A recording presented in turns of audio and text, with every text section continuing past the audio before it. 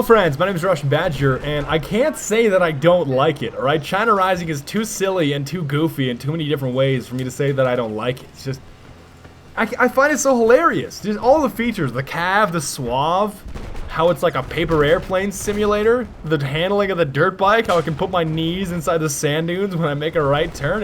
It's too funny for me to get mad at it. It's like when a southerner talks about the president and chewing tobacco. It's like, I hear this goddamn Obama wants to ban flavored dips. I can't get mad at you. I find you too hilarious. And it might look like a dirt bike, but it hits like a truck, bro. Triple kill. Get wrecked. I'm not gonna say, alright? I'm not gonna go too extreme here and say that it's a 9.6 out of 10 on the extreme scale, obviously. 0 being not so extreme and 10 being extremely extreme. But I can say that it's probably above an 8, alright? Probably.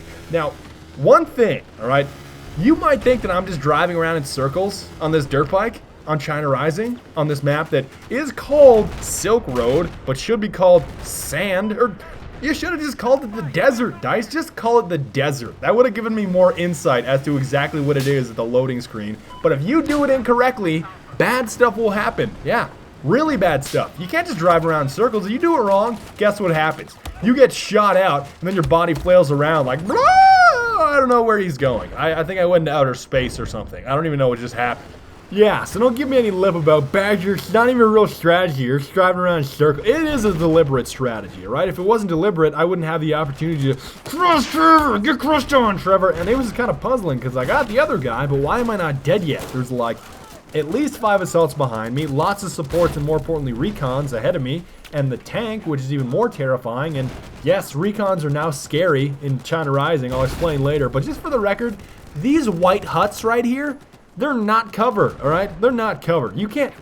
People that type in all chat, yeah, how you rush on Silk Road is you rush up to the white huts and then you advance to the objective. No, you don't, all right? That is not covered. These white huts are not covered, my man. You can't stick a spoiler on a Honda Civic and just say that it's a sports car. That's not the way it works. But more importantly, you should not be worried about bullets anymore. And this sounds really weird when I explain it to you, but if you play China Rising, you will understand exactly what I'm saying, right? I don't know how many of you have premium, like what percentage of you do, how many of you have actually played China Rising, but you probably know what I'm talking about. Bullets are not scary anymore. Like somebody tries to intimidate me with bullets?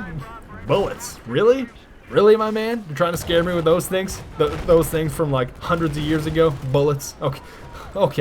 Yeah, I'm so scared. What are you, a woman? You're trying to kill me with bullets? No, dude. And then as soon as they mention the word suave, I am terrified. I go prone. I go AFK because I don't really want to even play anymore because it's so scary.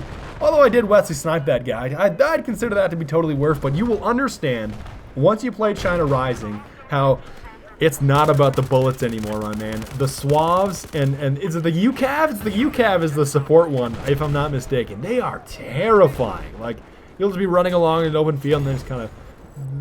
I'm like, oh my god, dude. I think that was the suave. And then, of course, as soon as you go prone to try to dodge it, its little twin brother suave comes along and just scrapes you in the face and somehow kills you instantly. It's just funny. And this was a weird situation. So here's what happened. This guy over here shoots me in the face. My buddy, my broski, shoots him in the face. And then somebody else shoots him in the face after he revives me. I shoot him in the face, and then I steal his kit and revive him because I don't have paddles on my kit. It's kind of weird, and it's kind of bad of me. I mean, not selfish here, but I kind of may or may not have forgotten that this thing is not... I just ran around the corner like, I'm about to rake this dude, and I forgot it was burst. Yeah, this hired muscle guy just shot me in the face with a PKP. That's just perfect. And something that you'll notice, I know you're going to call me out on it, just, Badger, why are you getting more and more like Trevor every day? I know, alright? I'm not going to straight Trevor status because nobody likes Trevor. And Wesley's sniped, by the way. Nobody likes Trevor because he runs Blue Tiger on everything, alright? Get it together, Trevor. Nobody likes your camouflage choices at all. And I know it is kind of a Trevor move to do the whole I forgot that this thing was burst situation, but I know you're going to call me out on it. I know you're going to say, why? Why are you doing that, though? And what you're probably referring to is that I don't have paddles, yet I am playing the assault class. And I know that's selfish, but the way that I think about it, it's so much fun to run the mass, though. It's so much fun because the main point that I would like to make is that the main reason that I play Assault is just always either fair or gunfights that are in your favor. Now, granted, I thought I should have killed that guy the first burst, but I guess not. I wanted to say it's always so much more enjoyable because every single gunfight that you enter into, you will be full health and at least have a fair gunfight with the other guy. Every single time. You can't always have that with engineer, support, or recon. There's so many situations with recon and assault and support, or excuse me, recon, support, and engineer where it's, yeah, I just killed like 12 guys, but I'm gonna die instantly as soon as I go towards the objective because I only have 9 health left and I can't heal myself. That's frustrating. So just having the ability to survive for that long is so valuable with the whole med pack situation. And I should be running paddles to help out my teammates, but I'm kind of just like, the mass is so fun though. Get wrecked, dog. It's so much fun. It's so much fun to use. It's actually fairly effective too. That guy got it right in the kneecaps. This guy's he's a little bit of he's on a different program. I don't know if I quite briefed him on how he was gonna get shot directly in the kneecaps, but oh gosh, that's pretty goofy.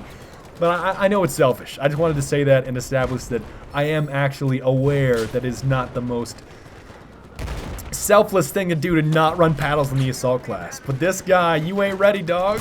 Boom! And I somehow just got a kill assist. I don't know exactly the way that works, but in these tight quarters, in these close little quarter battles, you're not going to be beat with the mass, especially with that reload time. It's just too deadly. And talking about the CZ, right? Because you probably want to know about the CZ.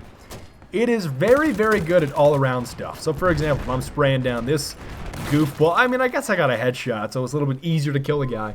But it is kind of like an M16A3, Battlefield 3 style. I know that's kind of, I know it really grinds your brain, like, I would never use such a thing, and why are you in the corner, Mr. Screaming Giraffe? That's not necessary. So, there's the double, and then it just, I won't dab biscuit, but I ain't getting it. I ain't getting no biscuit, and it's kind of a weird situation in general, because I really, really want to pull out my paddles every time I see a dead teammate. It's like I'm spamming 3 and then the shotgun comes out. It's like, you want me to shoot his course with a shotgun game? It's not going to fix anything. And here is a masterful flank route, all right? It's so good. It is so outrageously good.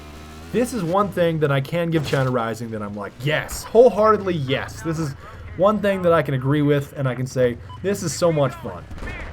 I'm not saying that I disagree with the other features of China Rising. I just find them too funny. They're too funny and too goofy for me to even take seriously. Like, oh gosh, so many different things. So many. Once you play it, you'll know exactly what I'm talking about. The flank routes are so much better on some of these maps compared to so many of the vanilla and so many of it, even since Battlefield 3. Since Battlefield 3, I don't think we've had these kind of flank routes in any kind of maps. Now, granted, I do realize that not all the China Rising maps, there's the 2 bees in the biscuit, but I got shot in the face. Okay.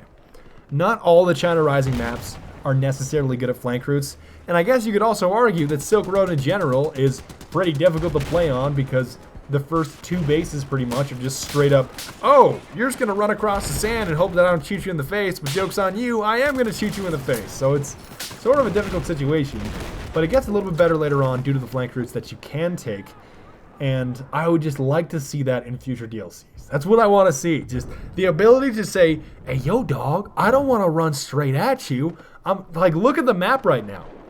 If you look very to the left side of the screen, like almost near the little spawn, like just above the names, you can see how wide of an area you have to move on that right-hand flank. Granted, I was just spawning on teammates and going straight forward like a... I can't say that I'm very good at this game, alright? Trevor might think that I'm okay, but I'm really not even that good. But I somehow got direct access over to A. I'm not exactly sure how we haven't pushed off this... Oh, get in the face! Oh.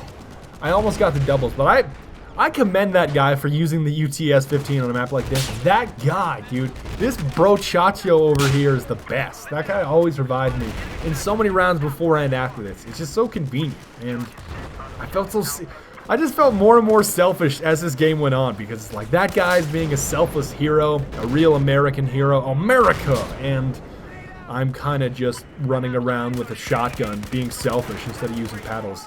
I don't know why my hit markers are always disappearing. I think a lot of you are probably going to comment on that. Badger, why you miss so many shots, dude? I can't even see your hit markers, dude. Well, you're really inaccurate. Well, I guess that's kind of true, but at the same time, just keep in mind, my hit markers are not always there. So, I'm looking forward to discussing some more sections about China Rising. I don't know if you guys want a Suave video because I think a lot of you have already seen them. I think Robaz had one. I think that's the one that I saw, but you'll eventually know what I'm talking about as soon as you start playing China Rising. So I want to thank you guys very much for watching. I'll talk about I don't know what I want to talk about in terms of China Rising because there's so much. I don't know what to start with. The goofiness can't be contained. But I will see you guys next time. Auf Wiedersehen und bis bald und